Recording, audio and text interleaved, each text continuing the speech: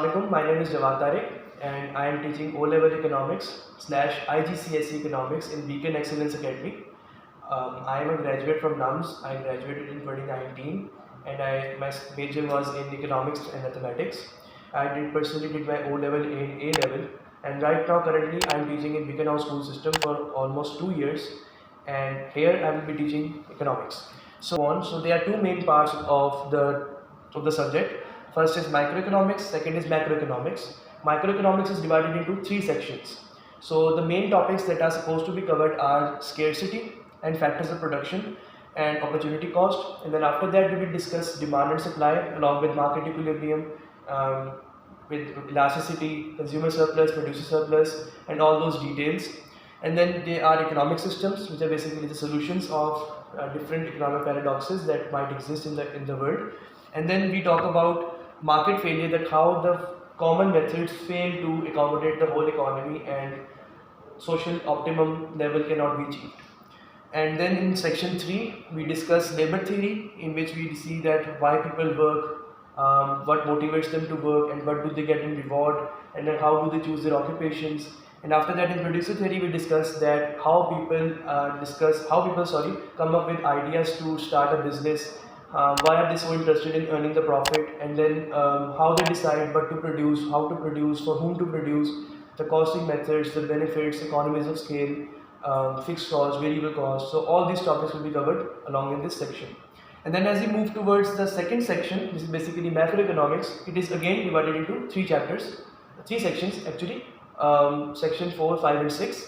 So in the main topics are government and its policies, the role of the government. So we talk about how the government regulates the markets and how the economic policies help the people, help the economy to reach the optimum level of the economy, and how the government interferes in the economy to control market failure or to impose its policies.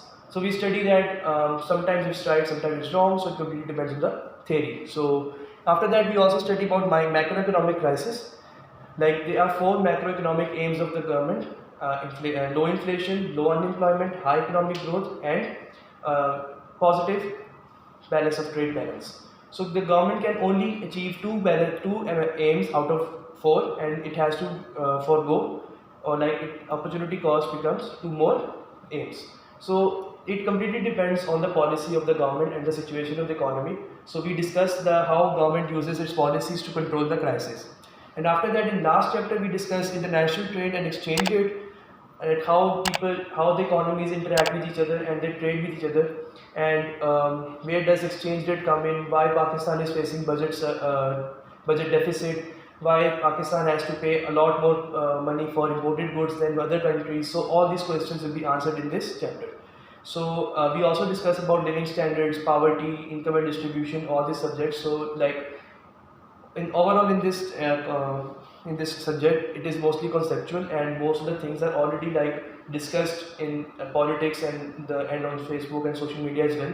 So over here we discuss them according to the bookish knowledge.